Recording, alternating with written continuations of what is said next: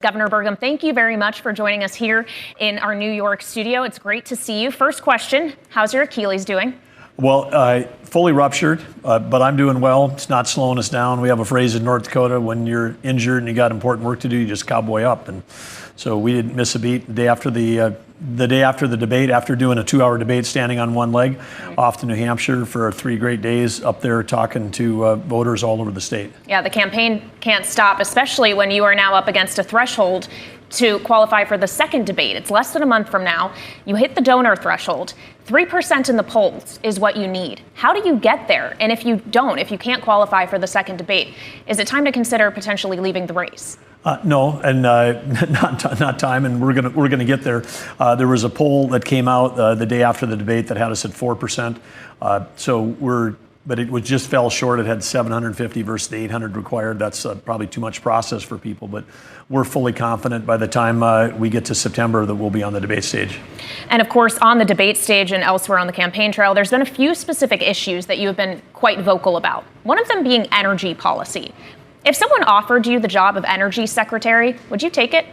No, I've always been the guy that's the CEO or the governor. Those are the 2 jobs I've basically had my whole life. And I feel, and people have said, hey, you'd make a great ag secretary. You know incredible amounts about ag. You'd be great for the Department of Interior because everything you know about, BLM and BOR and tribal lands.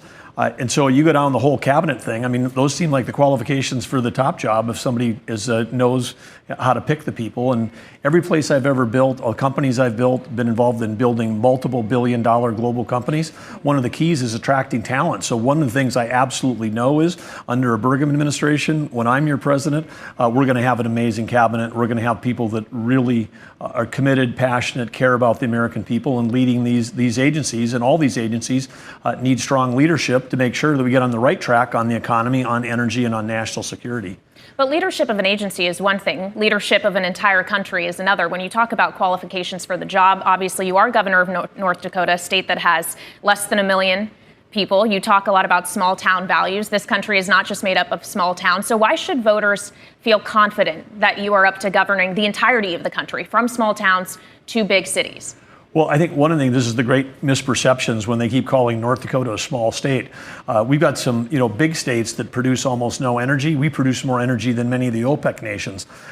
We're the same size as all 6 New England states. So think of Maine, New Hampshire, Vermont, Massachusetts, Rhode Island, Connecticut. When there's a blizzard, we got to plow the roads for everybody, not just Republicans, independents, Democrats, across the whole state. We've got 5 tribal nations we share geography with. We've got 150 ballistic missiles in our state. We've got Air Force bases. We're at 360 miles of border. Every issue that the president is facing, whether it's because national security means food security, means energy security, the job of being the governor of North Dakota completely prepares you for doing that. And in the private sector, I had people working for me in 130 countries. We had customers all over the world. I don't think there's anybody on the stage that's got the extensive private sector experience and the experience being so successful running a state in a state that is like one of the states that's feeding and fueling the whole world. So I think highly qualified for the job. And that's why George Will wrote an article that said, this is the most qualified candidate you've never heard of. The candidate we're talking to, of course, is the governor of North Dakota, Doug Burgum, joining us on both Bloomberg Television and radio. To zero in on energy policy specifically and what you're doing in North Dakota, you've committed to carbon neutrality by 2030. Part of that effort is carbon sequestration and pipelines that run through the Midwest. As a result, it's been raised as an issue, the question of property rights as a result. How do you explain to a farmer in Iowa the fact that climate change may need to be put ahead of their own individual property rights? How do you square that circle? Well, I don't think it has to do anything with trying to square it, because if you don't want it going through your property, if you don't want to take a big check for a pipeline, bringing oil out of North Dakota or taking CO2 to North Dakota, if you don't want that, your neighbor probably will. And the opportunities for landowners to participate voluntarily is what we've seen in the past when we build this infrastructure. And of course, when I think about opportunities for farmers, we think about sustainable aviation fuel. Everybody, I'm sure Bloomberg's run stories about, people getting on planes and saying, oh, this person believes in climate change, but they're flying around in their jet. Well, we're not going to have battery-operated airplanes flying across the Pacific anytime soon.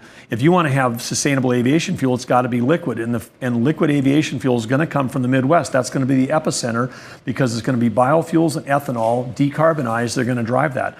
I think it's an opportunity to double the size of the opportunity for agriculture across the Midwest, and I think the markets are going to solve this. That the answer to your question. I don't think it's going to be a question of property rates, but I do tell you where there is an issue in our country is when we've got 41% of the people in New England that are burning heating oil in their homes, and that heating oil is coming from Russia, 400,000 barrels of oil a day equivalent being offloaded at the time Putin invaded Ukraine, and you can't get a pipeline to move clean natural gas from Pennsylvania into New England, that's a problem. And if we want national security to include being able to supply all 48 states with clean U.S. energy versus exporting it to people that do it less cleanly than we do, then we've got to figure out a way to get pipelines built in this country, including those that help our energy security. So a lot of this comes down to substantive policy questions, and yet so much of this campaign to this point has been dominated instead by the legal trials and tribulations of the current frontrunner, former President Donald Trump. It is a subject that is unavoidable for Republican candidates. This is someone you are competing against. As we look at a primary season in which we have news today, we could see now 3 trials that the former president is facing in the middle of primaries, just a day before Super Tuesday. Is it time for him to consider dropping out of the race? The longer this goes on, does it mean Republicans could fare worse in a general election? Well, certainly it's up to any candidate to decide whether they want to stay in or stay out of a race. But I'll tell you what, I know that who was watching that debate last week and who watches our country closely, and that's China. We're in a Cold War with China. We're in a proxy war with Russia. And if you've got divisiveness is it's just a huge business. And you take every cable network going 7 by 24, talking about indictments, talking about 2020 elections, then we're not talking about the things that we're actually facing as a nation. And it feels like if you got a policy of appeasement in the Biden administration against Iran, Iran's moving towards having nuclear weapons. We've got China's economy is falling apart, and we have a dictator whose economy is falling apart, both in a real estate crash and unemployment for young people. What do you do to rally the troops? You invade. You invade somebody else. You start a war. That's what Putin did to hang on to his power. Why wouldn't China do the same thing, particularly when we say to Taiwan, oh, we'll help you with Harpoon missiles to sink those Chinese ships, but we're not sending them until 2026. Or if they think that someone like myself might be president in 2025, let's go in 2024 and invade Taiwan. So I feel we're on the brink of really bad things happening, and we're not talking about any of it. All right. Unfortunately, that's all the time we have to talk about these issues today. But please come back to Bloomberg, Governor. Really great to see you here. North Dakota Governor Doug Burgum on Bloomberg Television and Radio.